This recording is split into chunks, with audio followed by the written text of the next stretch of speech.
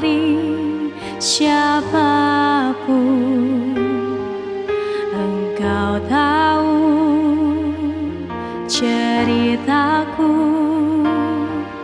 dan isi hatiku. Tak peduli masa lalu, Engkau tetap memilihku. Ubahkanku, sempurnakan jadi karya yang indah. Kini aku percaya tiada yang mustahil bagimu. Kuasamu kuatkanku, dasarku berharap.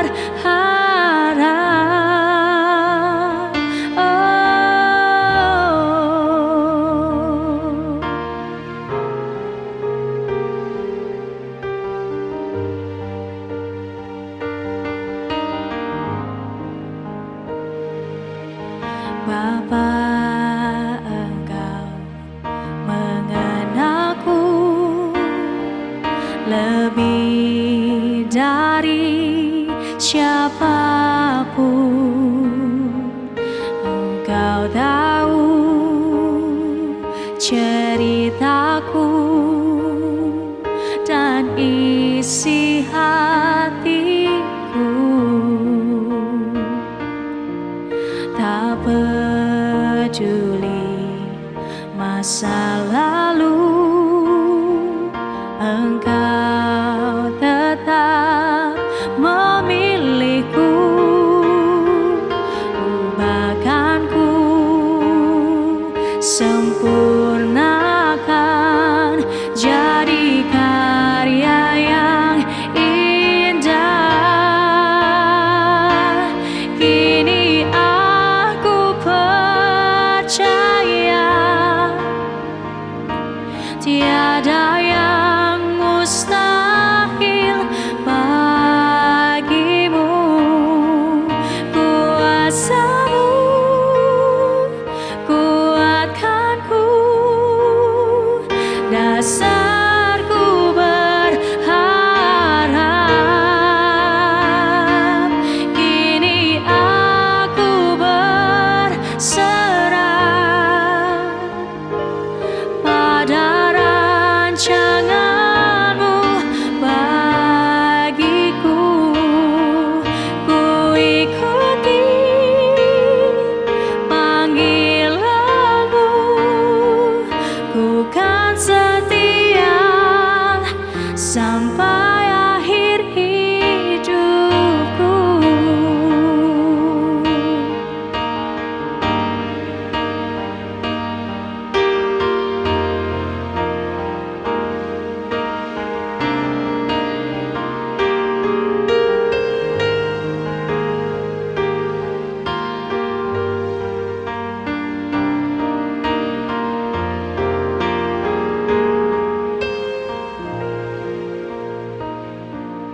Kini aku percaya tiada yang mustahil bagimu. Kuasamu kuatkanku, dasarku berharap. Kini aku berserah pada rancanganmu bagiku. Ku ikuti panggilanmu, ku kan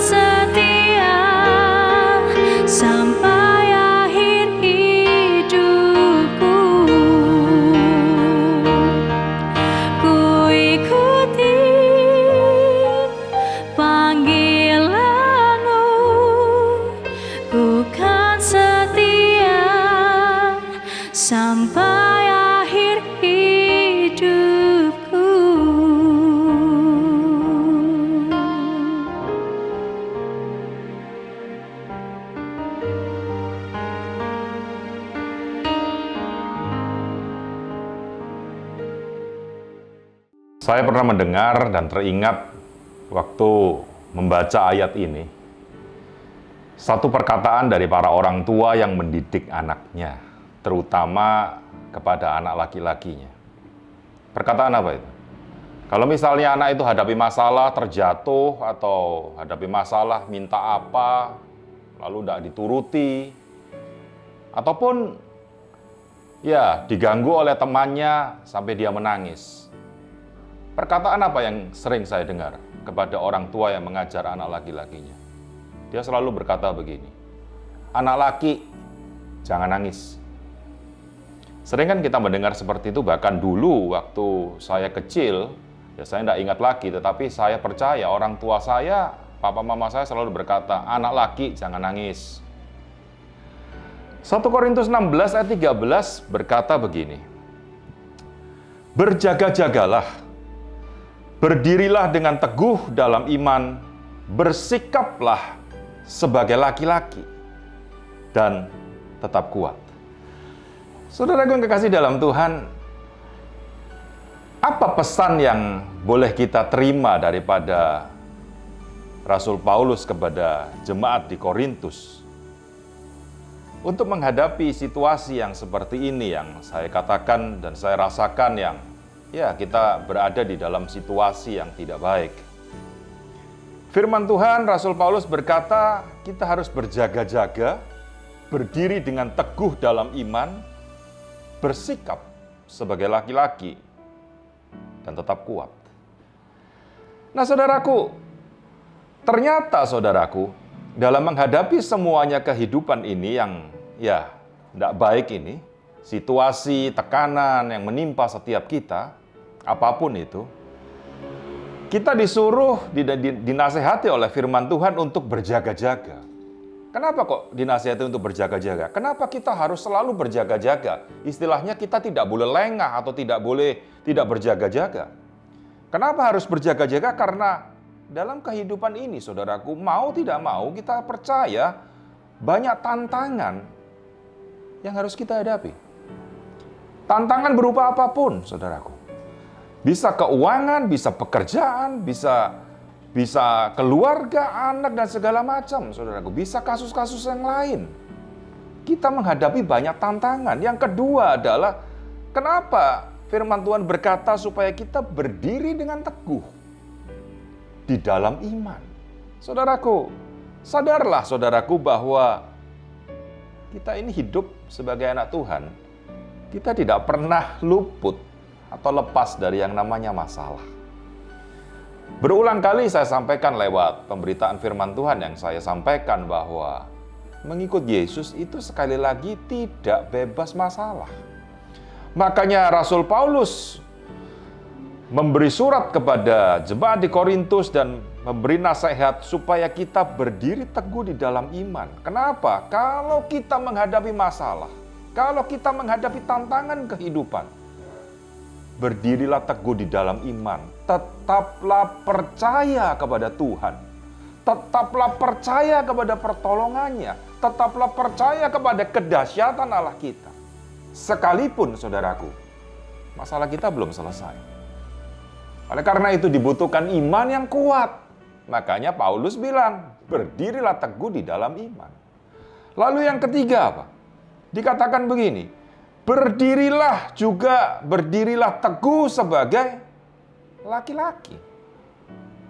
Seperti saya katakan tadi, contoh daripada orang tua yang mendidik anak. Anak laki-laki kalau hadapi masalah kan, ayo, tidak boleh nangis. Anak laki-laki, tidak boleh nangis, tidak boleh cengeng. Saudaraku kekasih dalam Tuhan, ada banyak faktor kehidupan yang kita hadapi. Baik masalah-masalah yang silih berganti, apalagi dalam situasi yang seperti ini, saudaraku. Bagaimana tindakan kita sebagai seorang Kristen? Kita tetap kuat, seperti yang Rasul Paulus dan firman Tuhan ajarkan, atau kita cengeng? Bukan tidak boleh menangis, saudaraku, bukan. Orang Kristen boleh menangis. Saya sering menangis dalam doa saya kepada Tuhan, sering terurai air mata saya.